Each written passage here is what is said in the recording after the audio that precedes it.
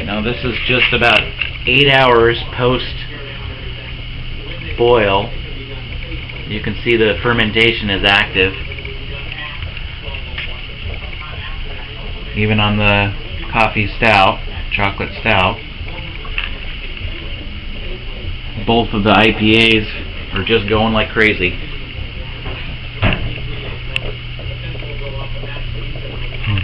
And if you could only smell it, boy does it smell good.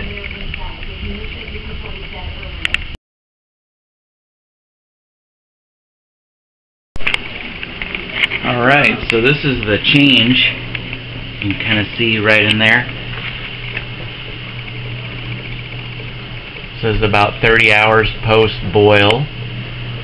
And it went from having those little groups of yeast to basically just having just a solid cream color on the IPA. So that means the yeast is just breaking up and getting all the little bits of sugar that it can find.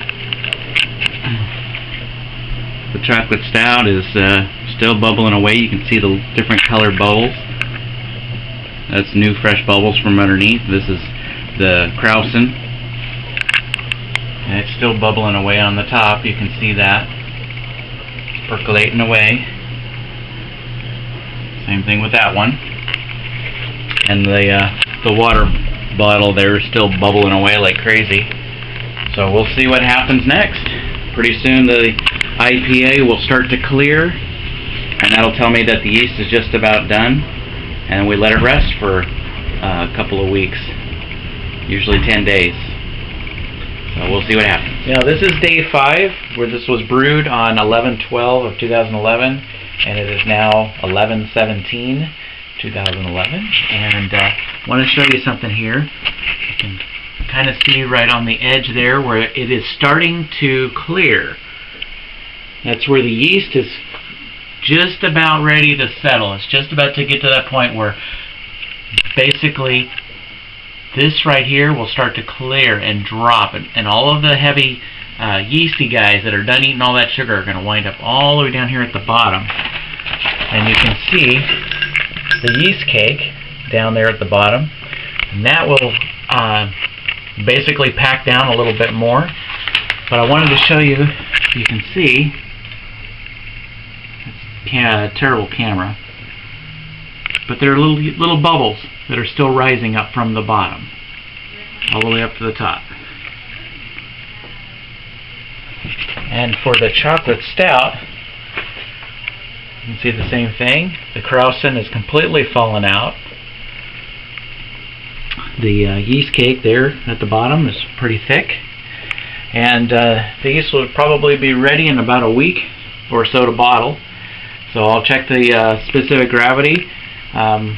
Basically, we'll do them all at the same time. So when this clears all the way down, when it starts to clear all the way down, I'll know that that yeast is pretty much done eating all the sugars that it can possibly eat. It's basically going to sleep. So there's the update. You can see the tops of the carboys are clear for all three. That's a lot different than it looked a few days, even 24 hours ago. So here's the next. Oh, and there's the batch for the raspberry wheat that I'll be brewing on the 24th. So there'll be more. Anyway, thank you for watching.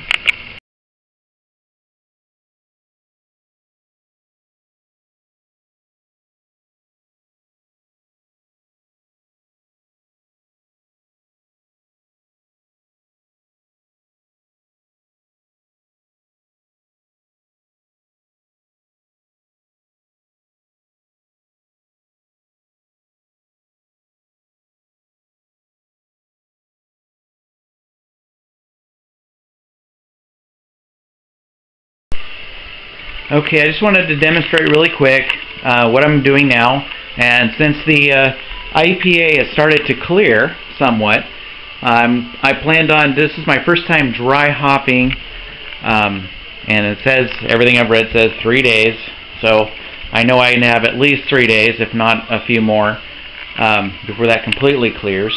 I'm also going to measure the specific gravity on both of the beers, the Mocha Stout and the IPA. So we're going to go ahead and do that real quick with the IPA. And I use this little guy right here. It's a very, very handy tool. And it's probably going to overflow. So let me pour off just a little bit.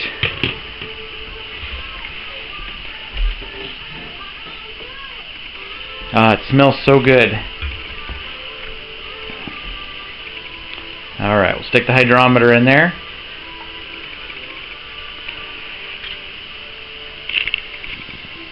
Alright, that's pretty dry.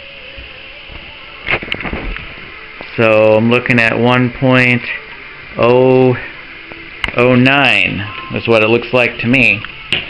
And this one started out at 1.075, so I'll have to plug those numbers in, but that's pretty dry. That's right where I expected it to end up.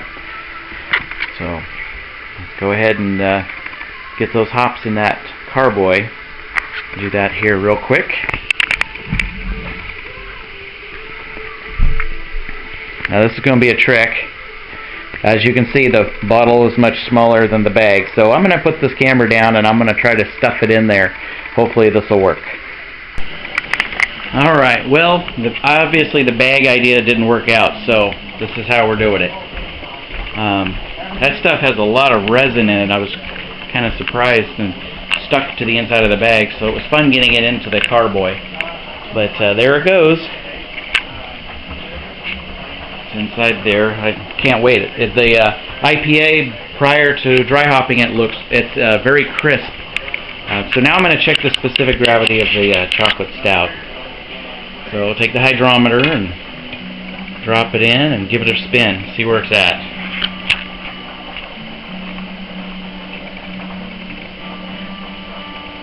And this one is a lot bigger beer, so it stopped at a 1.020, which isn't bad for this particular type of beer. It might have a little bit longer to go before it's finished, but we'll just check it again in a week when we get ready to bottle the IPA. So, thank you.